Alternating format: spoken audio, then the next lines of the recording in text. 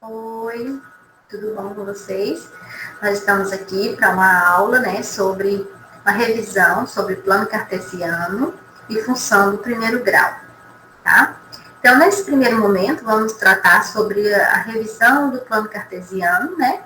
Porque nós vamos precisar dessa revisão para trabalhar com o conteúdo, né, na sequência de função do primeiro grau, quando a gente for trabalhar com os gráficos, né, construção de gráficos, que será a aula da próxima semana. Então, assim, nesse primeiro momento, vamos estar recapitulando, né, o que seria o plano cartesiano, o que seriam coordenadas cartesianas, como traçar um ponto, né? Então, vamos dar continuidade. Eu já vou estar passando para vocês aí agora.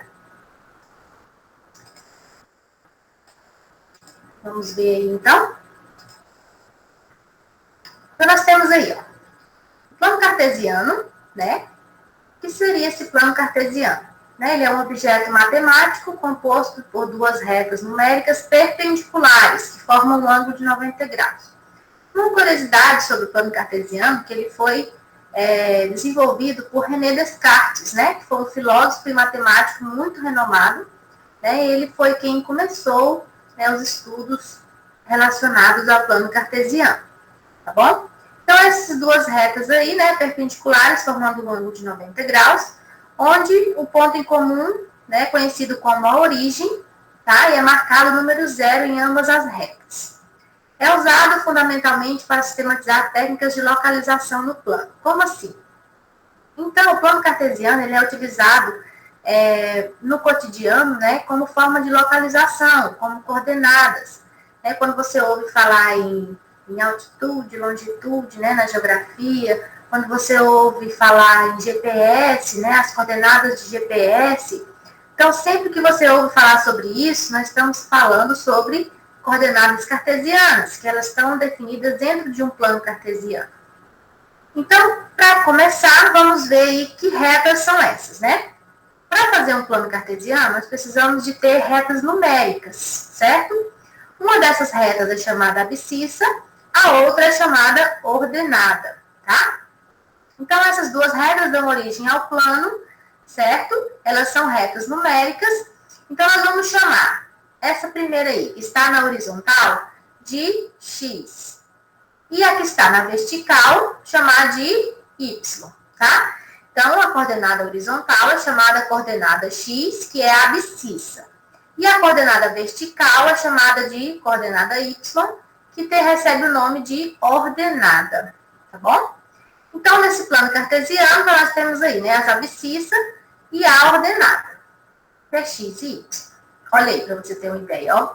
Então, a primeira reta aí, na horizontal, é chamada de abscissa, que são os números, né, os valores de x. E nós temos na vertical, essa coordenada y, que é chamada de ordenada, que recebe os valores de y, né? Então, vamos lá. O que é um par ordenado e como localizar ele dentro do plano, tá? Então, o par ordenado são dois números reais que representam uma coordenada. Ou seja, ele vai ter um valor de x e o valor de y, tá? Que é representado as abscissas e as ordenadas. Então, vamos ver como localizar ele no plano. Então, nós temos aqui, ó, o ponto A. Como que eu sei que ele é 2 e 3? Porque eu tenho aqui que na abscissa ele está marcado onde? No 2. Então, esse primeiro valor é o x. E aqui, no y, ele está marcado no 3. Tá bom? Então, dando continuidade aqui, nós temos. Então, percebemos aí que o ponto possui x igual a 2, y igual a 3.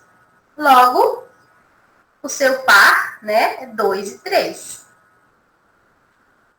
Continuando, nós vamos ver agora que o plano cartesiano ele é dividido em 4 partes. Essas 4 partes são chamadas quadrantes, tá? Então, quantos quadrantes, quais são eles, como que a gente determina? Então, nós temos aí ó, os quadrantes, né, como o próprio nome diz, né, que são 4 partes, né, o plano. Então, nós temos aí, ó, o primeiro quadrante, né, é quando x e y são positivos.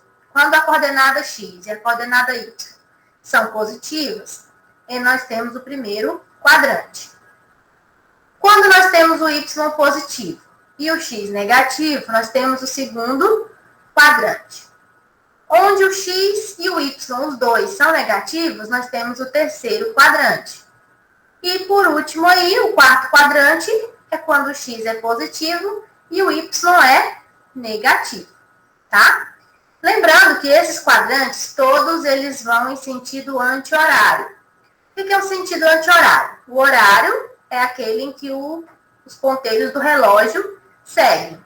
Então, o anti-horário é o contrário ao que os ponteiros do relógio seguem, tá? Ok? Então, olha aqui para vocês terem uma ideia, ó. Aí nessa figura nós temos certinho, né? O plano cartesiano dividido em quadrantes, tá? Então, aqui eu tenho o primeiro quadrante, né? Onde os dois são positivos, tanto o x quanto o y. O segundo quadrante, onde o x é negativo e o y é positivo.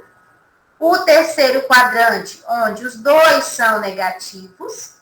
E o quarto quadrante, onde o x é positivo e o y é negativo.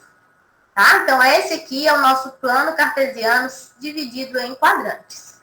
Então, aqui eu tenho a coordenada x, que é o eixo das abscissas. Coordenada y, que é o eixo das ordenadas. Então, essa linha aqui, ó, é chamada de eixo.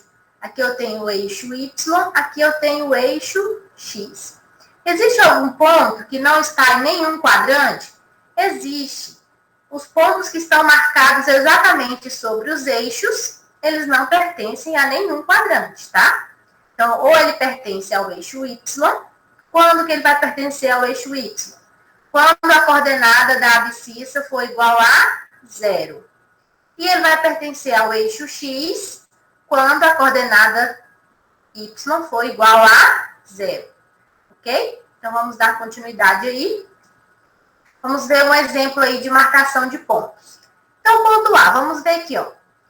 Ele tem x igual a 4, y igual a 7. Observe que os dois são positivos. Então, nosso ponto A está onde? No primeiro quadrante, com a coordenada 4 e 7. Vamos ver aqui, ó, o ponto B. O ponto B, ele está aqui. X igual a 8, positivo, né? Y igual a menos 9, negativo. Então, quando eu tenho o x positivo e o y negativo, então, meu ponto B está no quarto quadrante. Vamos lá, o ponto C. O ponto C eu tenho menos 2 para o x e 2 positivo para o y. Então, meu ponto B está no segundo quadrante, né? Que é negativo para o x e positivo para o y. O ponto D, nós temos aqui, ó, menos 5 para o x, menos 4 para y. Então, meu ponto D, ele está no terceiro quadrante, onde os dois são negativos. Por último, ponto E, que tem a coordenada x igual a 5, a coordenada y igual a 3, então, meu ponto E está também no primeiro quadrante, assim como o ponto A. Ok? Então, como nós revisamos aí o plano cartesiano, agora vamos relembrar como é uma função do primeiro grau. Por que nós chamamos ela do primeiro grau? Vamos lá? Vamos ver então aqui, ó. A função, primeiro, vamos relembrar o conceito de função. Quando que existe uma função e quando não existe uma função. Lembrando que função é a relação entre duas grandezas. Então, sempre que eu relaciono duas grandezas, onde uma depende da outra, eu tenho o conceito de função. Por exemplo, quando eu vou ao supermercado comprar carne, então, o preço, quanto eu vou pagar lá no caixa, depende de quê? Da quantidade de carne que eu comprar. Ou do valor também que está o quilo de carne. Mas, de qualquer forma, mesmo qualquer valor que esteja o quilo de carne, o que vai realmente depender um do outro é a quantidade que eu vou comprar. Então, o valor que eu vou pagar depende da quantidade que eu vou comprar. Então, eu estou relacionando duas grandezas. Eu estou relacionando o peso com o valor em dinheiro, certo? Então, isso é uma função. Quando eu relaciono duas grandezas, duas coisas que podem ser medidas, tá? Então, grandezas é isso, o que pode ser medido. Então, quando eu relaciono duas coisas que podem ser medidas, então eu tenho uma função. Agora, vamos ver aqui, geometricamente falando, o que seria? Olha aqui, eu tenho os conjuntos aqui, né? Esse conjunto A representa os valores do meu domínio, né? Ou seja, aqueles valores independentes, tá? Aqui eu tenho os valores do meu contradomínio, ok? Que são os valores dependentes, certo? Então, para eu dizer que ela é uma função, todos esses elementos aqui, ó, do primeiro conjunto, tem que ter um correspondente lá no segundo conjunto. Um e somente um, tá? Para ela ser função, eles todos têm que ter um correspondente lá e não pode ter dois. Só pode ter um. Olha aqui, ó. Todos eles aqui têm um correspondente lá, né? Aqui. Todos também têm um correspondente. Então, nesse caso, todos dois pode ser considerado uma função. Vamos ver esse outro caso, ó. Aqui, esse tem um correspondente, esse tem um, esse tem um. Esse aqui ficou sobrando. Então, não é uma função de A em B. Por quê? Se sobrar elementos aqui sem ter um correspondente aqui, então não é considerado uma função. Outro caso, aqui, ó. Observe que esse aqui tem um correspondente, esse aqui tem um, esse tem um, e esse aqui tem dois correspondentes. Então, nesse caso, né, do primeiro, deixou de ser função, porque tinha elementos do domínio que não estavam no contradomínio, e esses aqui do segundo não é uma função, porque o elemento do domínio tem dois correspondentes no contradomínio, ok? Então, dando continuidade aqui, nós temos aí, então, a função do primeiro grau, ou função afim. O que seria isso? É uma função, né, classificada do primeiro grau, quando ela puder ser escrita na forma de y igual a x mais b. Que fórmula é essa? Entre outras palavras, né, uma função, quando ela tem uma incógnita x, né, ela está dependendo, né, de um outro valor. Então, nós temos aí, ó, e o coeficiente dela, né, o a não pode ser zero, certo? Porque senão elimina esse valor de x e ela deixa de ser uma função do primeiro grau. Tá? Então, esse x vai ser elevado a 1, né, uma potência elevado a 1, e o a tem que ser diferente de zero, ok? Olha aí o primeiro exemplo que nós temos, ó. Na produção de peças, uma fábrica tem um custo fixo de R$200. Então, fixo. Fixo não vai depender de nada, né? Então, é fixo. Mais um custo variável. Se vai variar, com certeza vai depender de alguma coisa, né? Variável de 1,20 por peça produzida. Qual o custo de produção? De 10.000 peças. E quantas peças podem ser produzidas com R$20.000? Então, aqui nós temos 3 etapas. Na primeira etapa, nós temos que descobrir a lei de formação dessa função. O que seria a lei de formação dessa função? É a fórmula com que ela é escrita algebricamente, ou seja, ela é escrita da fórmula y igual a x mais b. Então, vamos ver aqui, a lei de formação da função. Nós temos aí um custo fixo. Como ele é fixo, ele não vai mudar, ele não vai depender de nenhum valor. E temos o 1,20, que vai depender da quantidade de peças. Então, nós temos aí 200 fixos e o que varia de acordo com a quantidade de peças, 1,20. Logo, a nossa função vai ser, então, 1,20 vezes a quantidade de peças, mais esse custo fixo aqui de 200. Ok? Vamos lá. Então, a primeira parte está ok. Já temos a função que a gente vai utilizar. Na segunda parte, nós temos aí, ó, o custo da produção de 10.000. Então, quanto eu vou gastar para produzir 10 mil peças? Vamos lá? A nossa função, né? Que é y igual a 1,2 vezes x mais 200. Esse x, lembra? É a quantidade de peças produzidas. Então, se é para produzir 10 mil peças, eu vou substituir o meu x por 10 mil. Quando eu tenho 1,2x, eu tenho uma multiplicação entre eles.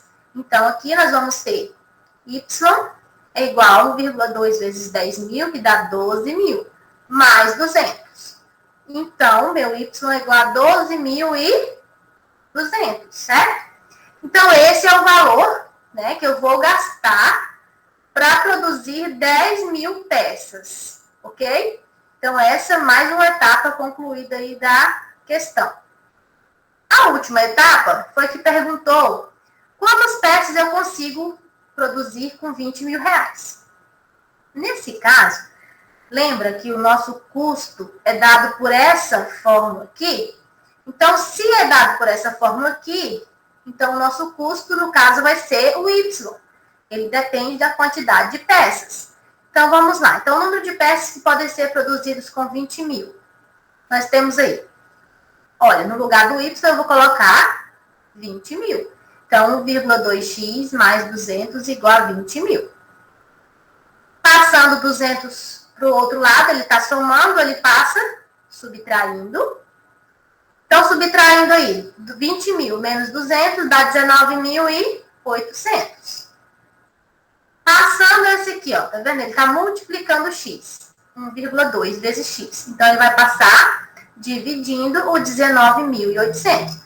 Fazendo essa divisão aí, nós vamos ter 16.500. Então, com 20 mil reais, eu consigo produzir 16.500 peças. Tá ok? Então, esse é o valor, a quantidade de peças que eu consigo produzir com 20 mil reais. Então, observe que nessa função, o x vai ser a quantidade de peças e o y vai ser o valor, né, que eu vou gastar para produzir aquela quantidade de peças. Ok? Então, vamos lá? Vamos praticar mais uma vez, né? Vamos fazer esse exercício que está direcionado para vocês aí. E até a próxima aula. E um beijo grande para vocês.